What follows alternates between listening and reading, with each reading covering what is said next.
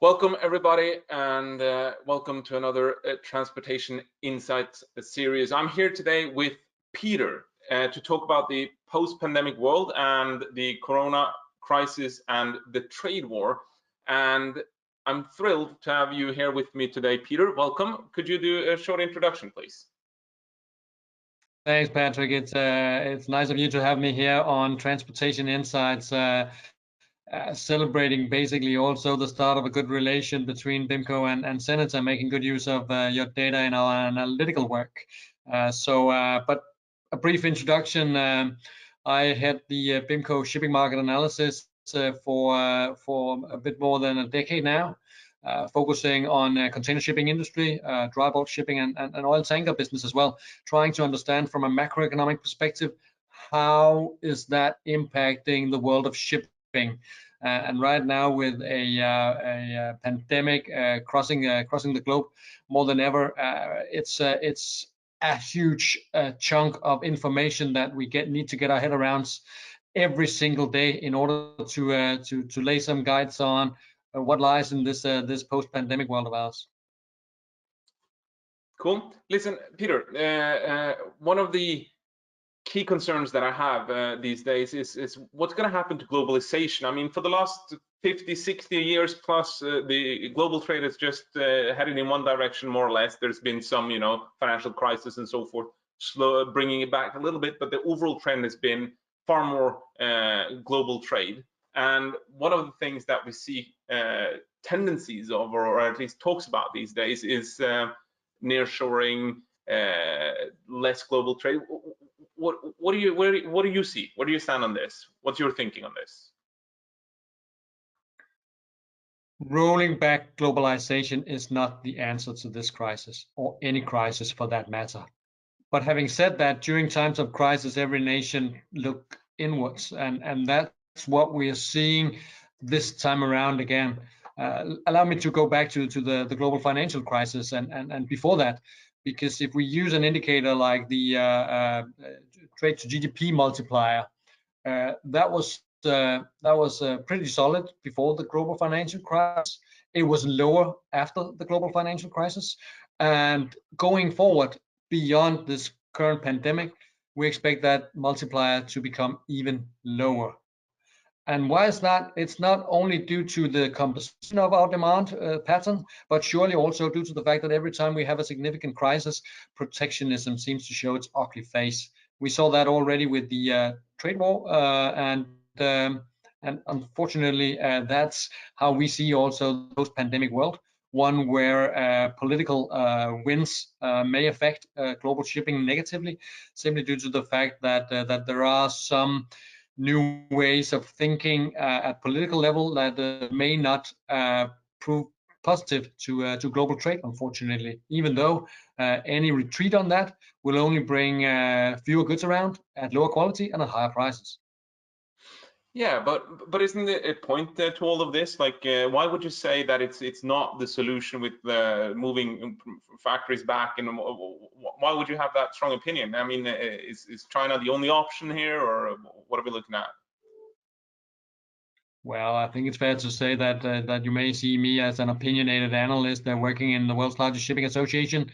But if you look at the transportation cost that we in shipping provide, in particular in container shipping for more than 4 or 5 decades now, it is absolutely dead cheap. When you buy sneakers or if you buy your shirts, the price of the transportation on the seaborne leg is absolutely insignificant. And what we have seen in terms of globalization over the past couple of decades, when China entered the World Trade Organization just short after we turned into this new millennium, China have basically developed into the world's largest manufacturing hub. Approximately 1/3 of all container throughput originates from Chinese ports. So that whole ecosystem of logistics, with containerized goods being produced, shipped, and circulated to the entire globe, it's second to none. But surely we have seen changes to trade patterns originating already from the trade war. Some of those we are expecting to see more of in the post-pandemic world. but it remains, at least in our analytical thinking, there is no way around still being dependent on China as the global factory of manufacturing goods.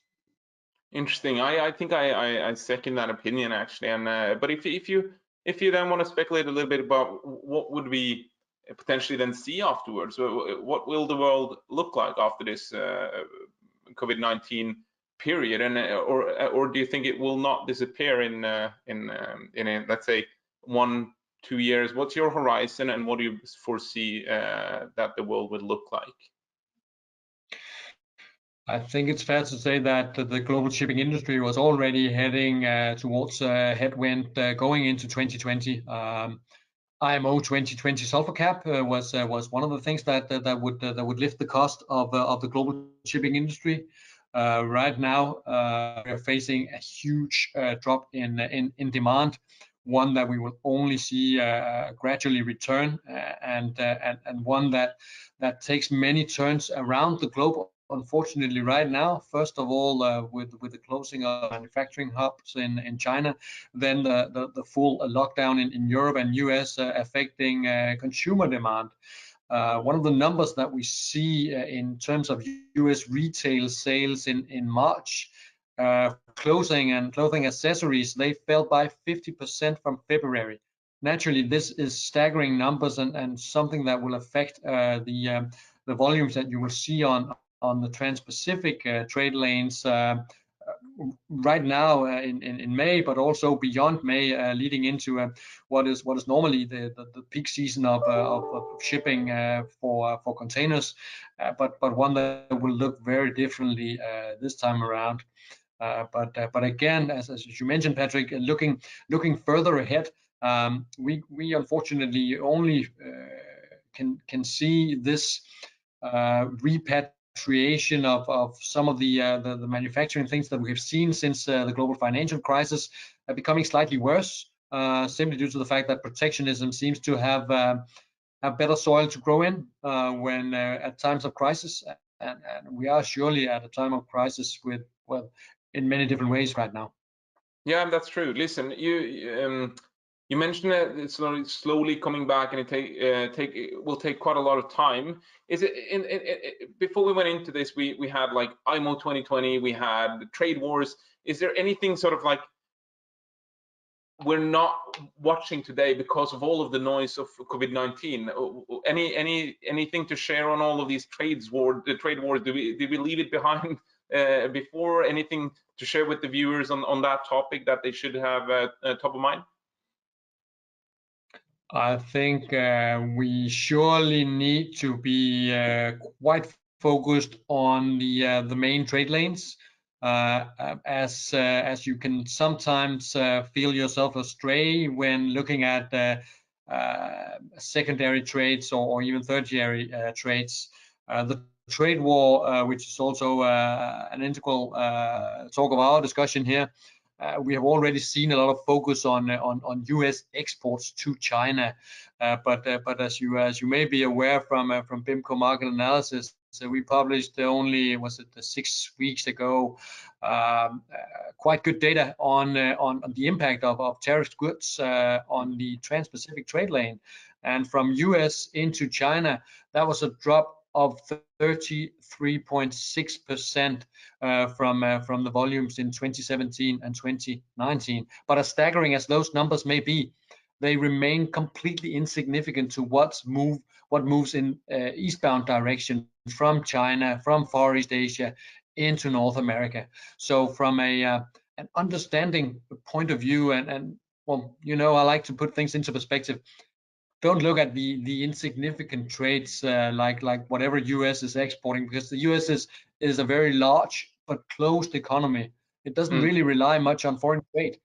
So look at something that is much more relevant, and that's the head hauls. That's where the big cargoes are moved. And going forward, from an industry that has built itself around giant container ships transporting huge volumes of containers to various hubs around the world where feeders then redistribute, that becomes even more essential going forward than it has been in the past decade. Interesting. I see some analysts speculating that we're sort of getting through the worst now, and potentially an uptake in Q2, Q4 already, and sort of bouncing back. What's your outlook, Peter? Are you as optimistic as that, or what do you think we're heading into? Well, I try to stay realistic, so I never put a tag on myself as being optimistic or negative. But if we go by any numbers from World Trade Organization and their optimistic scenario for 2020, where they see world merchandise trade drop by 12.9% in 2020. In my calculations, that translates into a drop in container shipping demand just shy of 10%. And that's their optimistic projection right now. It goes all the way down to 32% in terms of falling demand for trade in 2020. So it's quite a massive range that we're talking about right now. But do I see myself on the team with a high freight rate and high volume scenario in Q3 and Q4? Unfortunately, not. We can only expect this to drag on. I'm not putting 2021 or 2022 on this, but going into the crisis, container shipping, like many of the others, many of the other shipping sectors, we're already facing overcapacity, and right now we are still expecting capacity to grow.